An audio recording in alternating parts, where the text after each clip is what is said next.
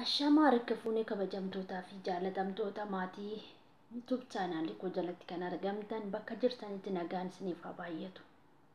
Akkam jirtu nagaa keessanii bakka jirtanitti nagaan isin haa marsu. Egaa har'a kan isiniin jechuu barbaadu obboloonni koo musliimaa bakka jirtanitti nagaan isiniif haa ta'u. Baga ittiin isin gahe Ramadaan Kariim isiniin jedheera. Baga ittiin isin gahe ayyaana Ramadaanaatiin kanatti aansuudhaan obboleettiin tokko guyyaarraa waan baay'ee nama gaddisiisu natti himtee jirti jechuudha. YouTube korraa bilbila koo fudhattee bilbiltee yookiin immoo telegiraamiidhaan na argattee jirti jechuudha. Maal jette seetan goddanyaa ishee yookiin hiriyaa isheetu birrii ishirraa nyaata jechuudha. Birriin kunis birrii xinnoo isinitti hin fakkaatiin birrii 40 nyaatamte. Birriin kun immoo har'a ishiidhaaf homaa miti hojjattee hin argatti bakka birrii argattu jirti bakka hojjattu jirti. Garuu obboleessa birrii sana ishirraa nyaate wayyoo ibidda keessa gala booddeessa. Gatiin keenya biyya lafaa kanarratti utuu hin ta'in teessoo isaarratti nuuf kanfalama. Gaafa dhumaa sana gatiin keenya tokko tokkoon inuu kanfalama jechuudha.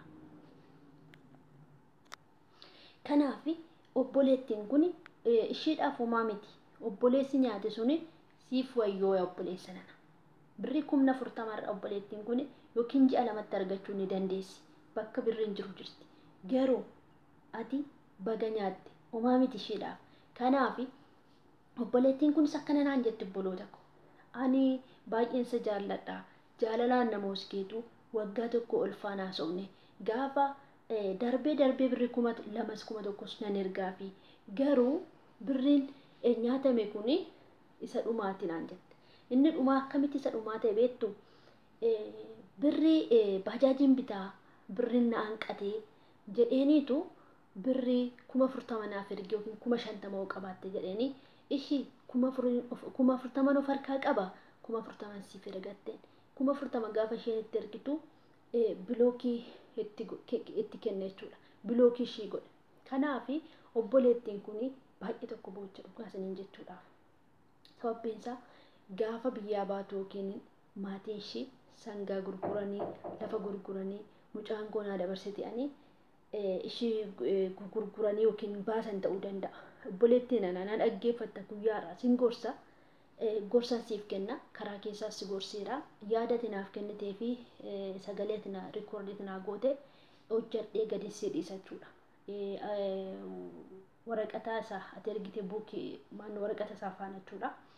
Har'a garuu obboloota koo warreen goddanyaan qabattanii birrii keessan akkasumaan ittiin taphattan. Dhiiraaf warreen birrii ergitan jaalalli birriin hin bitamu. Jaalalli bayees akkasiin hin mul'atu. Laphee keenya keessa jira jaalalli. Yoo jaalattan laphee keessan keessatti jaalladhaa malee gaafa galtanis hin qaqqabdu. Garuu asitti nama arabootaan galammaxama, arabootaan dhiitama. Araboota bakka barbaadan akkasuma erga isin birrii keessan maaliif ergitu? Maaliif ergitu? Birrii erguun qabdan. Jaalalli birriin hin bitamu, jaalalli qarshiin hin bitamu.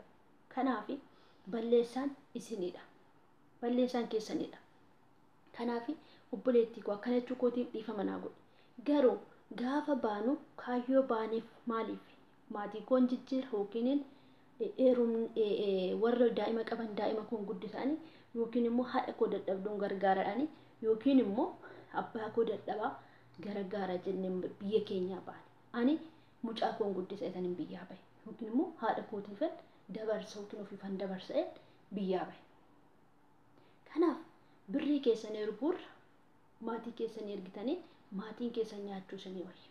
Maatiin keessan amma tokko isinii gaddu. Inni kun egaa har'a nyaate bakka arguu hin dandeessan bakka isaan beektan keessumaa jaalala feesbuukii jettanii warreen birrii keessan hin taphattan gowwummaan keessa warri gowwaan siin qabate gowwummaadhaan birrii keessan ergaa jirtan hadaraa keessan of eeggadhaa. Deebitanii hin boochu deebitanii nama sana hin argattan gaafa birrii san harraabbatee bade inni deebi'ee isin hin dhufu. Kanaaf isin maal gochuu qabdu? Nama dursa dhufee si jaaladhe siifan kutame siifan qurxame jedhee booda birrii kanan ta'e bilbila koo cabe maalan ta'e isiniin jedhu bilookii ofirraa godhaa. Inni birrii barbaacha dhufe. Dhugumatti namni sin jaallatu maal godha beektu? waa'ee birri isinitti hin kaasu isin sodaata yoo waa tokko dubbatu yoo isin sodaataa isinitti dubbata jechuudha. Kanaaf isin immoo nama sana qortanii ilaaluu qabdu malee birri keessan fuutanii ittiin kennitan birri keessan fuutanii ittiin kennina.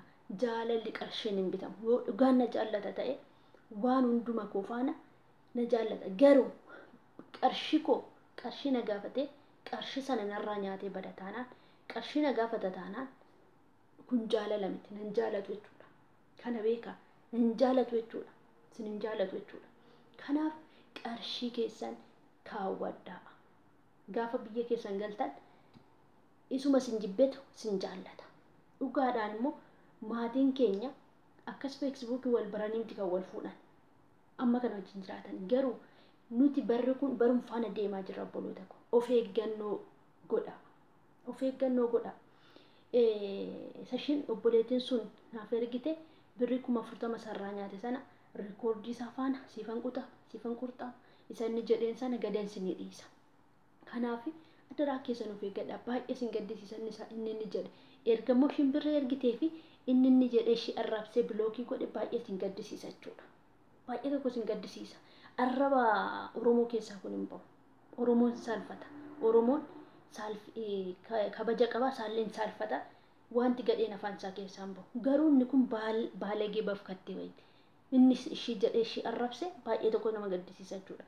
Guyyaa boruu gadeensi ni dhiisa.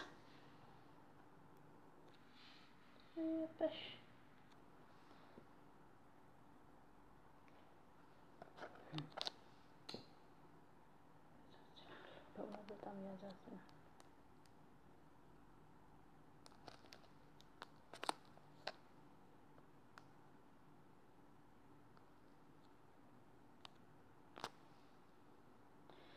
አሸማረከፉን ከበጀምቶታ ቢጃለ ጉድ